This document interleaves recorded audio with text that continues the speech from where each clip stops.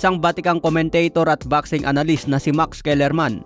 Binatikos ngayon ang nagawa ni Tank Davis sa kanyang boxing career. Sinasabi raw ni Tank Davis na malapit na ito magretiro. Kaya binanatan ni Max Kellerman na kung magretiro ka ngayon, wala kang mapapala.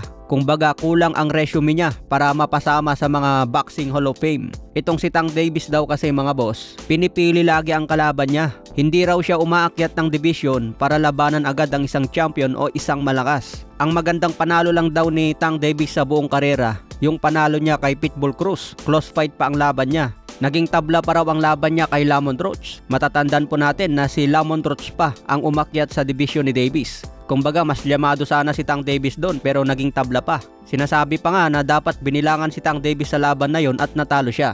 Kaya humingi ng rematch si Lamont Roach pero hindi na pinagbigyan ni Tank Davis. Mas pinili niya ngayon si Jake Paul sa isang exhibition. Kaya banat ni Max Kellerman, wala pa raw tinalo itong si Tank Davis na pound for pound. Nagsimulang magandang panalo niya noong 2019 kontra Gamboa. Laos na si Gamboa nung talunin ni Davis. Sunod na nakalaban niya dati si Leo Santa Cruz, hindi rin yan pound for pound. Si Mario Barrios inakyat niya ng division pero nagdemand si Tank Davis ng rehydration clause. Yung panalo rin ni Tank Davis kay Ryan Garcia, hindi rin buong credit ang nakuha niya dahil may rehydration clause. Impresibo din ang panalo niya kay Rolando Romero pero hindi pa naman champion si Romero sa panahon na yon.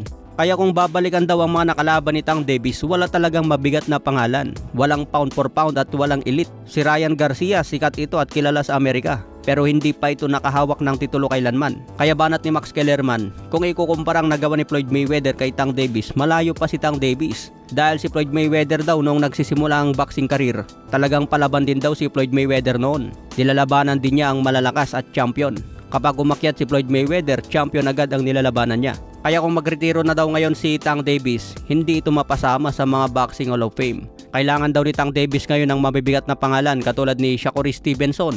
Pwede rin si Teofimo Lopez at si Devin Haney.